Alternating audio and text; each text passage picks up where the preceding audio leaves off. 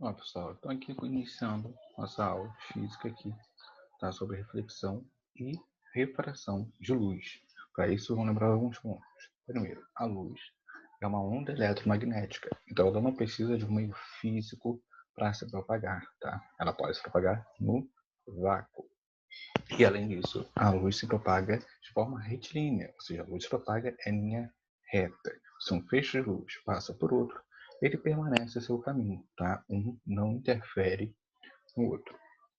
Então, quando a gente tiver um conjunto de raios de luz, tá, que se propagando num formato definido, a gente vai chamar isso de feixe de luz. Os feixes de luz podem se apresentar de três maneiras, tá? Ele pode ser um feixe paralelo, onde os raios de luz vão se propagar na mesma direção, sem se cruzar. Os feixes de luz podem se encontrar de forma convergente. Quando eles vão convergir, quer dizer que os pontos de luz vão se encontrar. Agora, se for um ponto divergente, eles vão se afastar. Se eu tenho uma opinião sobre o assunto e você tem uma opinião oposta à minha, nós temos opiniões divergentes. Nós temos opiniões que se afastam desse ponto. Então, se eu tenho dois pontos de luz se encontrando, raios convergentes. Se eu tenho raios se afastando, raios divergentes. Se esses raios seguem juntos, se a minha ideia segue junto da sua, são ideias paralelas. Ok? Então a gente tem raios convergentes, raios divergentes e raios paralelos. Tá bom? Seguindo aí, a gente vai ter que diferenciar também uma luz de uma penumbra. Quando a fonte de luz bem forte e você passa por um meio opaco, ou seja, você vai formar uma sombra. Agora, se essa projeção forma algo que não é tão forte assim, a gente chama de penumbra. Imagina então que a penumbra é como se fosse uma sombra não tão nítida assim, ok? E daí a gente vai começar os conteúdos aqui sobre reflexão e refração da luz em si.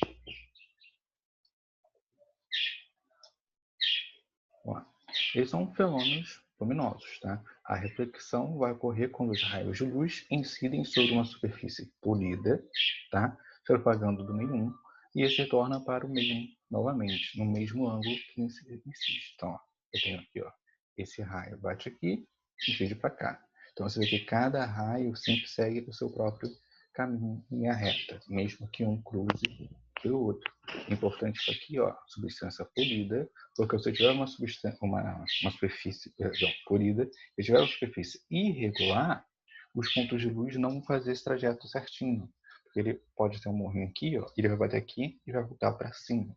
Então, por isso está falando de superfície polida. Ok? Então, eu tenho aqui, ó,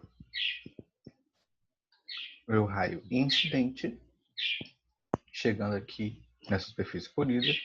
E aqui eu tenho um raio que está saindo dele, então assim, um raio sendo refletido por essa superfície. Então eu tenho o raio incidente, Rzinho minúsculo, e o raio refletido, Rzinho minúsculo. Ok? E isso foi a reflexão. E a refração? A refração é a luz proveniente do meio 1, tá? Que vai atravessar a superfície de separação entre os dois meios e vai passar a se propagar no meio 2, sendo que essa luz, em geral, vai ser desviada, assumindo então uma direção diferente da direção de projeção do meio.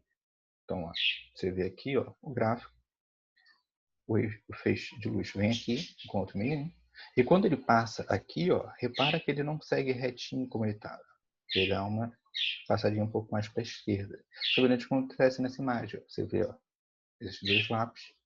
E quando eles chegam aqui, ó, na água, repare que a luz é um pouquinho desviada.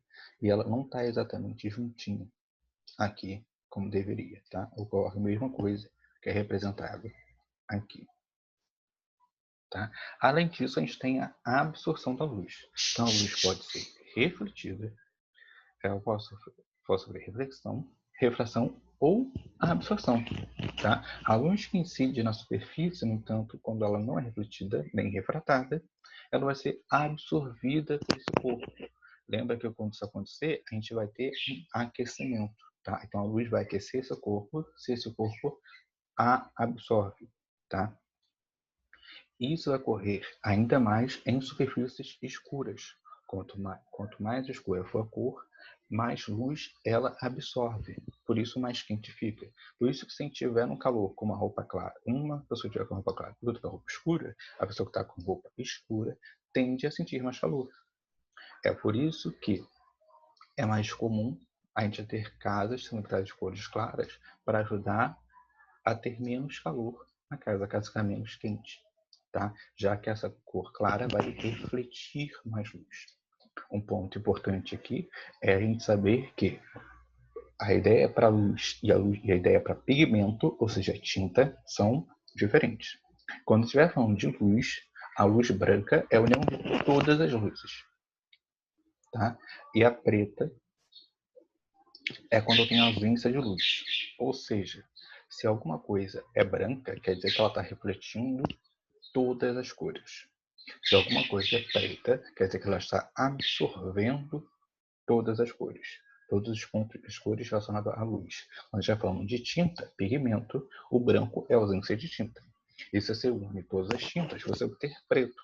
É por isso que algumas impressoras, eu não sei se hoje em dia todas utilizam isso, mas algumas impressoras, eu sei que se você terminar o seu cartucho de tinta preta, ela vai pegar seus cartuchos de tinta colorida, vai juntar as cores para formar a preta, tá? Você vai ver que aqui, ó, a gente tem cores primárias, tá? Aqui as cores primárias para luz, as cores primárias para pigmento são diferentes, tanto que não são exatamente as mesmas cores que você vê num cartucho de tinta de impressora, tá? Então aqui a gente tem o vermelho, verde, o azul, o branco e o preto como exemplo de luz, tá?